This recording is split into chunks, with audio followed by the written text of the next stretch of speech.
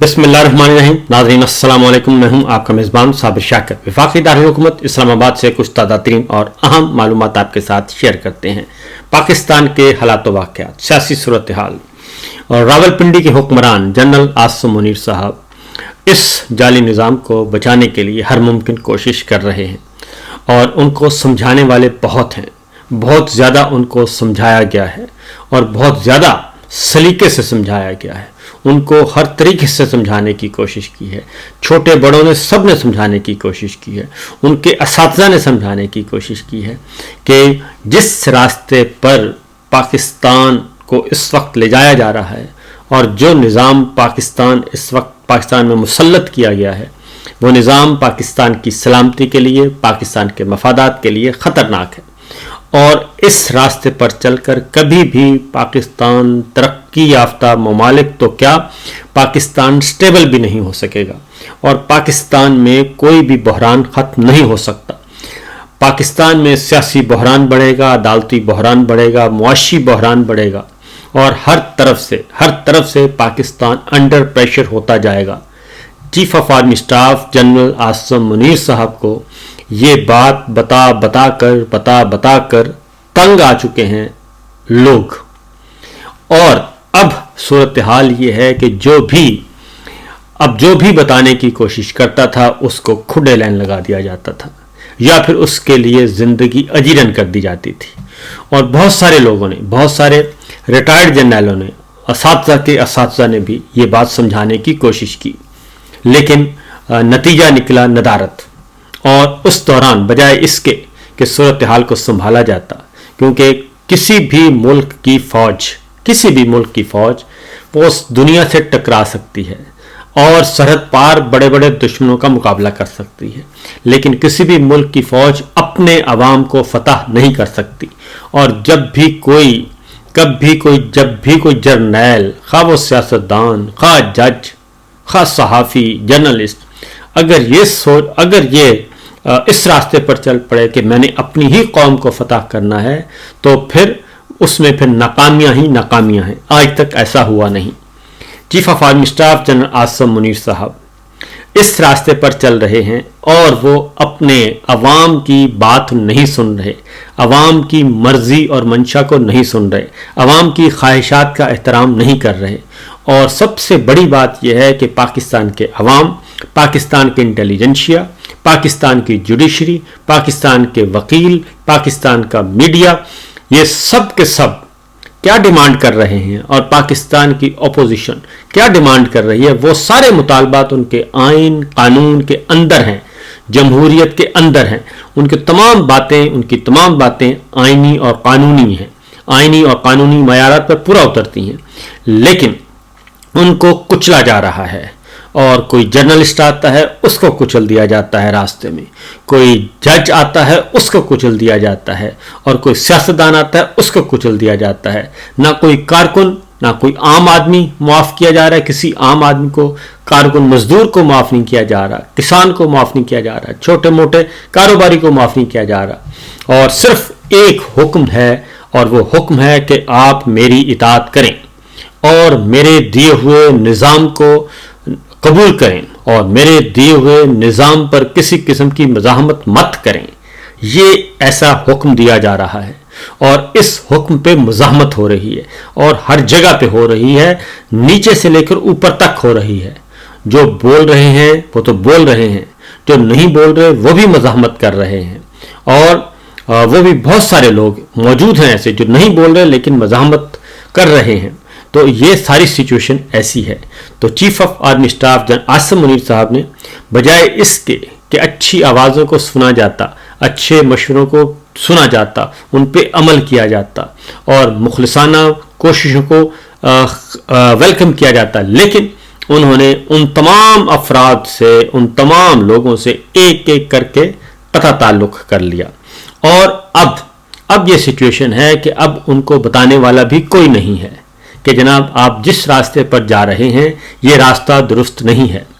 अब कोई बताने वाला नहीं है, क्योंकि बहुत सारों ने बता कर अपनी ज़िंदगी अजीरन कर ली है और अब वो सिर्फ इंतज़ार कर रहे हैं पाकिस्तान के अवाम का اور پاکستان کے عوام کا اور پاکستان کے وکلا کا، پاکستان کے عام آدمی کا، کہ وہ کب سارے مل کر، یہ سارے سیگمنٹ مل کر ایک بھرپور قسم کی جدوجہد کریں گے اور یہ جعلی نظام کا خاتمہ ہوگا۔ اس کی وجہ سے بہت کچھ پامال کیا گیا اور ہم نے اپنی مشرقی روایات کو، اپنی دینی روایات کو بھی مسخ کر دیا اس سیاسی جنگ میں، اس سیاسی جنگ کو جو کہ غیر آئینی ہے، غیر قانونی ہے، غیر جمہوری ہے، اس جنگ کو جیتنے کے لیے سب کچھ پاکستان کا کلچر ہی تباہ کر کے رکھ دیا ہے۔ اور ایسی فسطائیت دیکھنے میں آئی کہ جو ماضی میں کبھی نہیں، بڑے بڑے ڈکٹیٹرز کے دور میں بھی ایسا نہیں ہوا تھا اور اس وقت بھی چل رہا ہے اور یہ سچویشن چل رہی ہے۔ تو معاملہ آگے بڑھاتے ہیں، کیونکہ اب اس کے بجائے اس کے جنرل صاحب نے یہ کیا کیا؟ جنرل صاحب نے یہ کیا کہ اپنی مزید 2 سال کی ایکسٹینشن کروا لی اور اب آگے سے آگے ایک پلان بنایا جا رہا ہے۔ اور یہ پلان جو ہے، جو ڈرائنگ روم میں بیٹھ کے ذاتی مفاد، ذاتی اقتدار، ذاتی اختیار اور ذاتی عہدوں کے لیے بنایا جائے، وہ پلان کبھی بھی کامیاب نہیں ہوتا۔ اور وہ پلان ایسا ہی ہے، اگر خدا نخواستہ اگر اس طریقے سے چلنا شروع ہو گیا تو پھر بچتا کچھ نہیں ہے۔ اور ہم ماضی میں یہ کام کر چکے ہیں، 1970 میں یہ کام کر چکے ہیں۔ پاکستان جو ہے وہ 2 ٹکڑے ہو چکا ہے، لیکن ہم نے سبق کوئی نہیں سیکھنا اور ہم ذاتی بغض، اناد، انتقام، حسد میں اس حد تک آگے بڑھ چکے ہیں کہ ہم نے اپنی مادر وطن کے مفادات کو بھی بھلا دیا ہے۔ اور صورتحال یہ ہے کہ اس لڑائی کی وجہ سے مجھے خدشہ ہے کہ پاکستان کے مفادات کمپرومائز نہ ہو جائیں، پاکستان کی سلامتی کمپرومائز نہ ہو جائے، کیونکہ عالمی پریشر بہت زیادہ ہے، عالمی دباؤ بہت زیادہ ہے۔ اور اس عالمی دباؤ اور عالمی پریشر کی وجہ سے، جو کہ داخلی انتشار کی وجہ سے ہے، جو کہ داخلی پتہ ہے، ہمیں پتہ ہے تو دنیا کو بھی پتہ ہے کہ یہ ایک لڑائی کیا چل رہی ہے۔ لڑائی اپنی ذات سے آگے کوئی نہیں سوچ رہا، تو لڑائی یہ چل رہی ہے۔ اور اگر ذات کو بچانے کا اتنا ہی خوف ہے، اتنا ہی ڈر ہے، تو ایسا شخص وہ کچھ بھی کر سکتا ہے۔ لہذا پاکستان سے بڑے بڑے مطالبات کیے جا سکتے ہیں اور ان مطالبات کو پورا کرنے کے لیے لالی پاپ دیا جا سکتا ہے کہ جناب آپ کو ہم کچھ نہیں کہیں گے، آپ ہماری بات مان لیں۔ تو یہ سب کچھ، اس بات کا خدشہ موجود ہے۔ اس لیے مجھے اس بات کا ڈر ہے کہ پاکستان کے قومی مفادات، قومی سلامتی اس وقت انتہائی کمزور ترین پوزیشن پہ ہیں۔ اور کیونکہ بقا کی جنگ ہے، ذاتی انتقام کی جنگ ہے، سیاسی ذاتی انتقام کی جنگ ہے، تو اس انتقام کی جنگ میں ہم کہیں پاکستان کے مفادات کا سودا نہ کر لیں، اس بات کا مجھے ڈر ہے۔ عمران خان صاحب نے بھی کل یہ گفتگو کی ہے، ذرا ان کو بھی آپ کو بتاتا ہوں۔ اس کے بعد کچھ اور چیزیں ہیں، خبریں جو ہیں، کیونکہ اس طرف ہی معاملہ جا رہا ہے۔ اس وقت پاکستان کی معیشت جو ہے، آپ حیران ہوں گے، پاکستان کی معیشت، پاکستان کی فیکٹریاں، پاکستان کے کارخانے بند ہو چکے ہیں۔ اور یہ میں نہیں کہہ رہا، سرکاری اعداد و شمار بتا رہے ہیں، ہزاروں کارخانے بند ہو چکے ہیں، اور لیکن احساس نام کی کوئی چیز نہیں ہے، اور سمگلنگ عام ہو رہی ہے۔ پاکستان کے عوام اس وقت بے یار و مددگار ہیں۔ صرف چینی جو ہے وہ 28-30 روپے فی کلو مہنگی ہو چکی ہے، اور افغانستان سمگل ہو رہی ہے، افغانستان بیچی جا رہی ہے، افغانستان فروخت کی جا رہی ہے، اور ایکسپورٹ کی جا رہی ہے۔ یہ سب کچھ ہو رہا ہے، اور اندر خانے بہت تباہی ہے۔ تو صورتحال یہ ہے کہ عمران خان صاحب نے کل یہ کہا ہے کہ 8 فروری کو ملک بھر میں انہوں نے کہا کہ جو احتجاج کیا گیا اور ننگی فسطائیت کے دور میں عوام نے جو بھرپور ساتھ دیا اس کال پہ، تو انہوں نے شکریہ ادا کیا ہے، اور انہوں نے کہا کہ حقیقی آزادی کا میں منتظر ہوں اور انشاءاللہ میں فتح یاب ہوں گا۔ اردلی حکومت اندر سے ڈری ہوئی ہے، ملک بھر میں چھاپے مارے گئے اور لوگوں کو تشدد کا نشانہ بنایا گیا۔ کرکٹ کا بہانہ بنا کر ہمیں مینار پاکستان پر جلسے کی اجازت نہیں دی گئی۔ اس سے ظاہر ہوتا ہے کہ حکومت کھوکھلی ہو چکی ہے اندر سے۔ عمران خان صاحب نے کہا کہ آرمی چیف کو میں نے خط اس لیے لکھا تھا کہ نیک نیتی کے لیے لکھا تھا، بہتری کے لیے لکھا تھا، اور یہ میرا ملک ہے، مجھے اس کی فکر ہے، اور میں DGISPR کو کہنا چاہتا ہوں کہ فوج کی ساکھ مکمل طور پر تباہ ہو رہی ہے، اور میں آپ کہتے ہیں تو یہ ہیں کہ ہم سیاست میں مداخلت نہیں کرتے، مگر بچہ بچہ واقف ہے کہ ملک کا نظام آرمی چیف ہی چلا رہا ہے، اور ملک پر محسن نقوی جیسے ٹاؤٹس مسلط کر دیے گئے ہیں جس نے کبھی کونسلر کا انتخاب نہیں لڑا، اب وہ کرکٹ سے لے کر خارجی اور داخلی معاملات تک ہر چیز کا کرتا دھرتا ہے۔ ملک میں ہر جانب جبر و فسطائیت کا بازار گرم ہے۔ 26ویں آئینی ترمیم کے ذریعے سپریم کورٹ کی خود مختاری کا جنازہ نکال دیا گیا ہے۔ قاضی فائز عیسیٰ کے تاریخ کے جانبدار اور بے شرم ترین چیف جسٹس تھے، جن کا کردار جسٹس منیر سے بھی زیادہ گھناؤنا ہے۔ ان کے دور میں جمہوریت پر شب خون مارا گیا، انسانی حقوق بری طرح پامال ہوئے، مگر انہوں نے بجائے کوئی ایکشن لینے کے ہر غیر قانونی اقدام کی سہولت کاری کی۔ ملک میں قانون کی حکمرانی اور انسانی حقوق دونوں بری طرح پامال ہیں۔ انتخابات کے نام پر ڈھونگ رچا کر عوام کا مینڈیٹ چھینا گیا۔ چیف الیکشن کمیشنر اور قاضی فائز عیسیٰ اس سب میں اسٹیبلشمنٹ کے سہولت کار بنے رہے، اور ان دونوں چہروں نے اپنے عہدوں اور عوام سے غداری کی ہے۔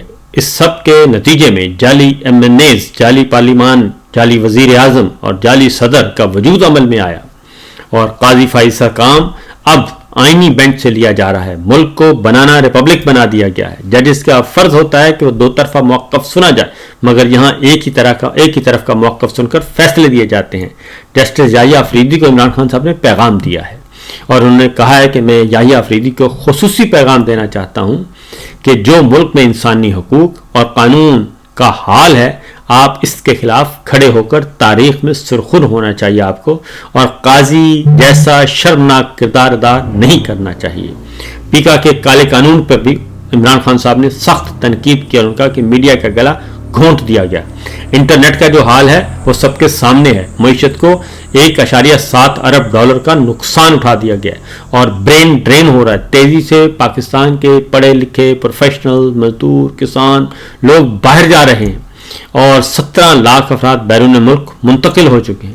معاشی تباہی اور بے روزگاری سے پوری قوم پریشان ہے۔ ہم نے 9 مئی اور 26 نومبر کے کمیشن کا مطالبہ کیا تھا، لیکن ہمیں معلوم تھا کہ مذاکرات ناکام ہو سکتے ہیں۔ اگر ان کی نیت صاف ہوتی تو 9 مئی اور 26 نومبر پر کمیشن بنا کر دودھ کا دودھ پانی کا پانی کرتے، کیونکہ انسانی حقوق سے متعلق معاملات تھے۔ فوری طور پر ان پر ایکشن لیا جا سکتا تھا۔ 26 نومبر کو اسٹیبلشمنٹ نے گولیاں چلوا کر 79 عوام کا قتل کیا۔ ملک کے سب سے بڑے منی لانڈرز کو قوم پر مسلط کیا گیا۔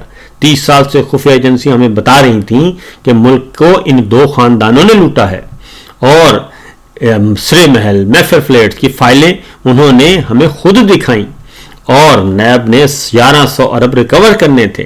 ہمارے دور میں 480 ارب روپے ریکور کیے گئے۔ یہ عمران خان صاحب نے کہا، ہم صرف 80-90 ارب ہی اکٹھے ہو سکے پچھلے 17 سال سے، اور نیب ترامیم کر کے ان خاندانوں کے تمام مقدمات بند کر دیے گئے۔ مقصود چپڑاسی میفر 1 ہائیڈ پارک میں رشوت اومنی گروپس میں تمام مقدمات بند کر دیے گئے۔ ہمیں خود ہی بتایا گیا تھا کہ لوگ کرپٹ ہیں، اور اب دھاندلی کے ذریعے ان کو ہم پر مسلط کیا گیا۔ اور عمران خان صاحب نے ایک اور بات بھی کی، انہوں نے کہا کہ آپ سروے کروا لیں، آرمی چیف سے کہا کہ آپ سروے کروا لیں، اور پتہ چل جائے گا کہ آپ کو معلوم ہو جائے گا کہ عوام اور فوج کے درمیان خلیج کس قدر بڑھ چکی ہے۔ جہاں جمہوریت ہوتی ہے ترقی وہی ہوتی ہے۔ اور مشرقی اور مغربی جو ہے جرمنی میں بھی انہوں نے کہا کہ آمریت اور مغربی جمہوریت میں جمہوریت تھی، یہ سب کچھ ہوا۔ انہوں نے کہا کہ 1970 کی دہائی میں تیزی سے ملک ترقی کر رہا تھا، مگر 15-20 سال کے اندر وہاں آمرانہ رویوں اور ویگو ڈالوں کی طرز پر اغوا جیسی جو پالیسیوں کی وجہ سے حالات وہیں ہو گئے جہاں ہمارے ہیں۔ امریکہ سوویت یونین سے بہت آگے نکل گیا ہے۔ ایک اور بات عمران خان صاحب نے کہی، اور انہوں نے کہا کہ ایسا تو حضور اکرم صلی اللہ علیہ وسلم کے دور میں بھی نہیں ہوا۔ عمران خان صاحب نے کہا، آرمی چیف کو جو خط لکھا ہے اس میں بھی انہوں نے کہا کہ نبی کریم صلی اللہ علیہ وسلم کے دور میں عورتوں، بزرگوں اور بچوں کو تنگ نہیں کیا جاتا تھا۔ ہمارے دین کا حکم تو یہ ہے کہ جنگی حالات میں دشمن کی عورتوں اور بچوں سے بھی بدسلوکی نہ کی جائے، اور یہاں اپنی ہم وطن بہنوں بیٹیوں کا لحاظ نہیں رکھا گیا۔ یہ سب کچھ عمران خان صاحب نے کہا ہے، اور ان میں سے کوئی بات بھی ایسی نہیں جس کو عوام ڈس اون کرتے ہوں. یہ سب کچھ ہو سکتا ہے اور یہ سب کچھ ہو رہا ہے. یہ ہے سچویشن جناب. تو دیکھتے ہیں. ہماری تو ریکویسٹ ہے کہ ہوش کے ناخن لیں اور کچھ اپنے آپ کو سنبھالیں اور پاکستان کے اندر فسطائیت کا دور ختم کریں، غیر اعلانیہ مارشل لا ختم کریں اور ایک منتخب عوامی حکومت، جمہوری حکومت، آئینی اور قانونی حکومت آنی چاہیے. اور کل اس کا یہ بھی ہوا کہ جسٹس منصور علی شاہ صاحب اور جسٹس منیب اختر صاحب نے بائیکاٹ کیا جوڈیشل کمیشن کا، اور وہ نہیں گئے اور وہاں پہ تلخ جملوں کا تبادلہ ہوا. اور اسی طریقے سے جو دیگر آزاد ارکان تھے وہ بھی نہیں گئے، اور وہاں پہ صرف اور صرف سرکاری وزیر، اس وقت صورتحال کیا ہے، وزیر قانون، اٹارنی جنرل اور پیپلز پارٹی اور مسلم لیگ نواز، یہ سارے مل کر اپنے ججز کی، سیاسی ججوں کی بھرتی کی جا رہی ہے، اوپنلی کی جا رہی ہے. یہ سب کچھ ہو رہا ہے اور یہ سب کچھ پاکستان کے لیے اچھا نہیں ہے. فی الوقت اتنا ہی. اجازت دیجیے. اللہ حافظ.